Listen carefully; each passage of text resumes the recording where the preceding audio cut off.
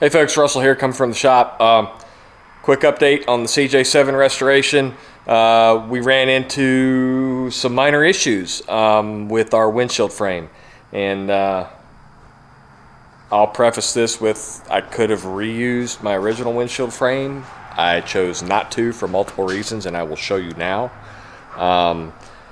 But yeah, we'll start with that. Windshield frame. Jeep CJ7 windshield frames. Everybody and their brother on the internet will tell you to reuse your existing frame or find a non-rusted out original frame. Well, 20 years ago you probably could. I don't think you can find one now. So I'm going to show you why I chose to replace the frame, and I'll show you the frame that I replaced it with and what we're going to have to do to make it work. So, starting off with an original frame, and we did sandblast this frame. Wasn't a whole lot of corrosion on it. Some of this is actually left over from the fact that we sandblasted it like 3 years ago, and it's just been sitting here in the shop. But the reasons I decided to replace the frame. This Jeep has seen a hard top and multiple different soft tops on it. So the top of the windshield frame is littered with holes and cracks, and I didn't want to have to deal with welding and re-drilling all those holes. Same thing here. It has the holes for the hard top, door frame pieces, and all kinds of stuff, and I didn't want to mess with that. So I bought from jeepglass.com, and of course when the windshield frame showed up, it was a Crown windshield frame.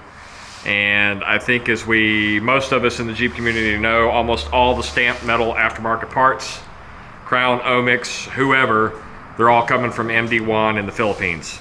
I will say this. Some of the things said on the internet 10 years ago about Jeep windshield frames no longer apply. The steel used in this frame is just as thick as the original steel. The windshield is just as stiff and just as heavy, the frame.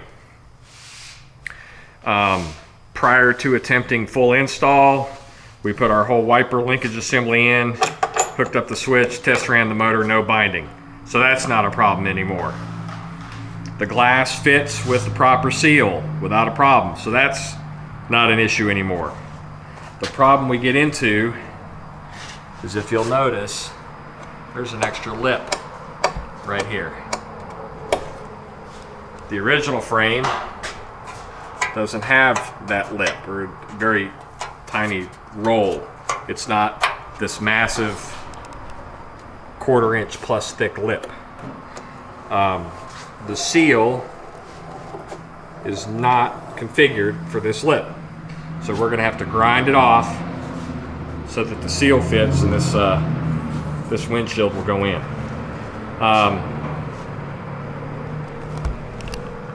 We did attempt to put a seal on there. I don't know what brand seal I had. It wasn't a Crown or an Omix. It was like a Fairchild or maybe a Precision. Seal felt pretty good, but it wouldn't go over that lip nicely. And when we put the frame on the hinges and then tried to close the windshield just to see how it was going to fit, we could see bowing in the cowl panel because that lip was causing binding because the seal wouldn't fully seat. While we're at it, we're talking windshield and frames and hinges. I chose to go with, I believe these are Kentrol stainless hinges. Not as thick or as robust as the originals, but the options are, I didn't have an option. The originals were seized. And I didn't want to, anyway. They actually fit pretty good. The holes line up pretty decently. A little bit of configuring to do. Of course, I have everything loose right now because we were dealing with setting the windshield. Some more quick updates. As you can see, we've started the wiring harness piece, the painless kit. It's actually, well, I won't say painless, but it's not too bad of a kit. it's going in nicely. I'm just taking my time with it. I just wanted to show a quick video talking about the windshield frame. Once again, the current production from Crown, and I did call Crown and talk to them about windshield frames, and they confirmed that earlier batches 10 plus years ago were coming and that the wiper linkages would bind. There were issues with some of the glass not fitting. Fortunately, I have an OEM piece of glass. It fits fine. And so there were some quality control changes they made to force whoever's producing them for them to fix those issues. This extra lip at the bottom is not, and I thought maybe that's a YJ thing, so I got a YJ seal. There's not a provision for that extra lip, so it is definitely not supposed to be there. So we're just gonna buzz it off, clean it up, put a little alkyd primer on it, and put the seal right over it and roll with it. It's coming along. I was hoping to be done with it by now, but life happens and we run into snags like this. And I even toyed when I saw this and it wasn't fitting right. Before I recognized that it was that lip issue, I toyed with, because I have enough paint left, doing the welding and repainting this and just using the OE. I'm not gonna get rid of this, but I'm not gonna do anything with it right now. It's maybe something I deal with down the road, prep it, have it as a spare, because eventually, if I keep this long enough, this one's gonna rust. They all do. It's just the design.